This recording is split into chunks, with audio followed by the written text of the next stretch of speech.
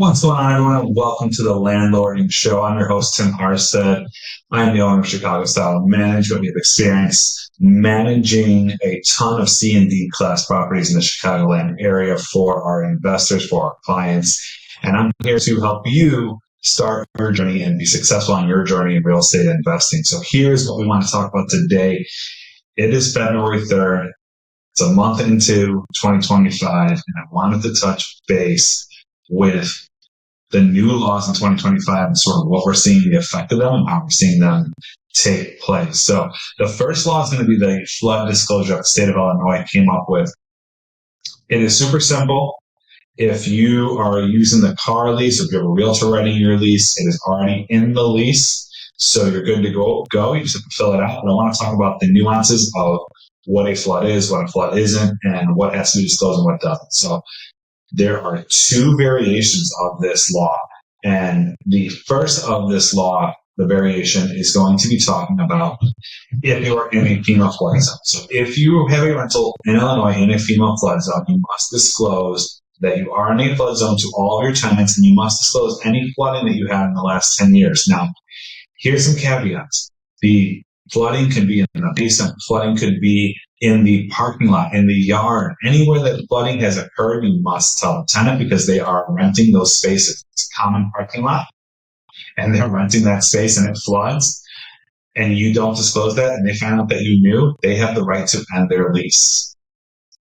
Now, the second part is going to be lower level floors. So even if you're not in a FEMA zone, you've had flood come into your basement, you have a government apartment, or into your first floor, flooding has come in, you're going to want to disclose that. Again, if you're using the car lease, which is probably the most common lease here in Chicagoland, it's already in there. But if you're not using it, make sure that your attorney is putting that in there for you, because it's very important. Because again, if they find out that you knew about flooding and you did not disclose it, they can end their lease within 30 days of a flood. They can go after you for damages to their stuff because you did not disclose it when you were supposed to. So there's a lot of bad. And I want to talk about what flooding is, because this is actually an insurance term, because a lot of people say flooding is just water anywhere, right? Anytime there's water, that's flooding.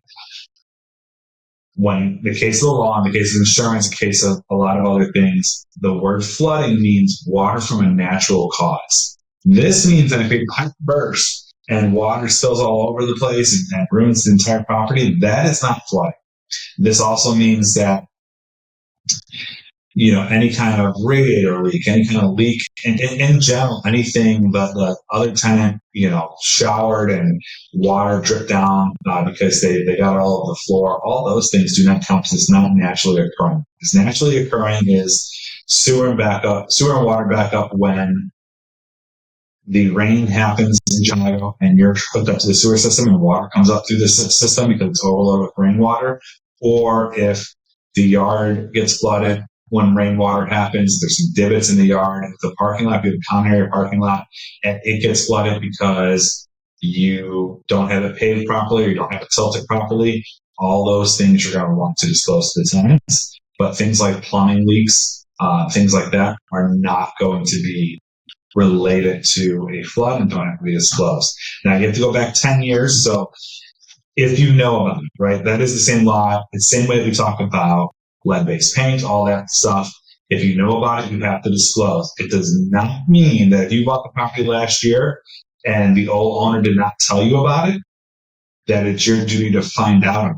But if you inherit a property and the tenant lived there already and they said, oh yeah, we had this flooding issue, and they tell you about it, you must be sure in the next go around that you are disclosing it because you now know because someone told you. So once you're informed, now you have to disclose. The second law we want to talk about is retaliation law. So if you're already in Chicago, this law is now statewide, but it has already been a thing in Cook County and in Chicago. So it's not a huge deal for investors that are here that invest in Cook County and Chicagoland area in general. It's already been here. But here are the key factors to remember.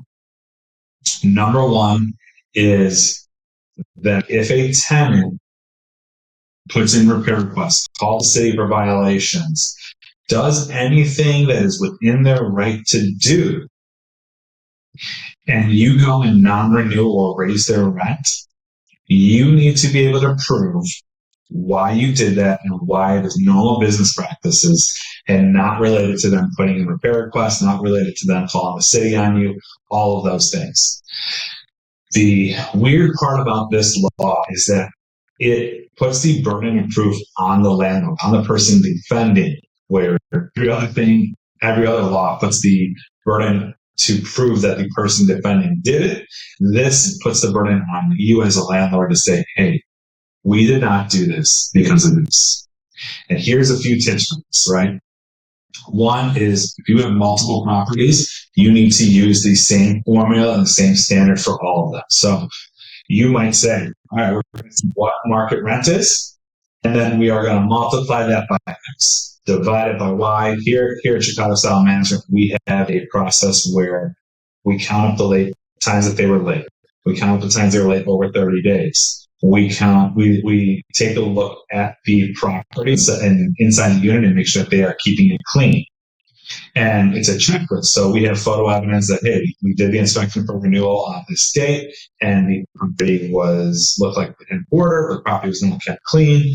The tenant was late on January, February, March. So because three lates in a row, we're not going to renew them. Or they're late every other month, so the renewal, we have increased risk, so we're going to renew at a higher rate than someone else. And here's how we get to decide the rate. We have X value that we go up by, let's say, and we use our examples. We use the prevailing average. So right now, the city of Chicago has seen an average increase of about 4% to 5%. So we're going to use that, and then we're going to multiply that by, a formula based on if they were late, based on if the inspection came back and our photos show they're not the greatest tenants, but they pay on time, but they're not keeping the place clean. We have all that criteria. We use it across the board through all of our 300 plus units. So it keeps us documented and it keeps us legal. So if someone challenges us to say, hey, you're only doing this because I did X in this retaliation, we can easily say, no, it's not retaliation. It is what we do for everyone. Here's our rules. Here's our guidelines. This is how we determine this rate. And we go from there. So now the big one, the good law, the one that is a win for landlords. Obviously, the retaliation law is not new for us, but now it's statewide. It's obviously a more tenant-friendly than a landlord-friendly law. Here is the landlord-friendly law that we have all been waiting for. As you know, when you do an eviction in Cook County, and only in Cook County, you are not allowed to hire a processor to serve the court documents until the sheriff fails, which means we're waiting for a month, 2 months to get that first court date. We find out the sheriff failed, and now we need to wait a month, 2 months again for the second court date because we have to now get a process server approved by the court to go ahead and do that. We no longer have to do that. We can, as of January 1st, we file an eviction in court. We can right away pay the sheriffs $5 to have the right to hire a process server to get those court papers in. So this, hopefully we will see over the next few months, should shave some time off of the eviction process, which right now in Chicago is 6 to 8 months. Maybe it gets us down to 5 to 7, 4 to 6. So hopefully this helps us in the long run, and it's finally a win for us. The last thing I want to talk about really quick is the new Evanston landlord-tenant policies that they came out with. Now, honestly, they follow Chicago's rules quite a bit, follow Cook County's rules quite a bit, so it's not going to be something super different. The one thing I want to make everyone aware of that has changed is their late fee policy. So the max that you can do late fee, whereas Chicago, it is $10 for the first 500 and then 5% after. Cook County is $10 for the first $1,000 and then 5% after. Evanston is $25 for the first $1,600 of rent and then 5%.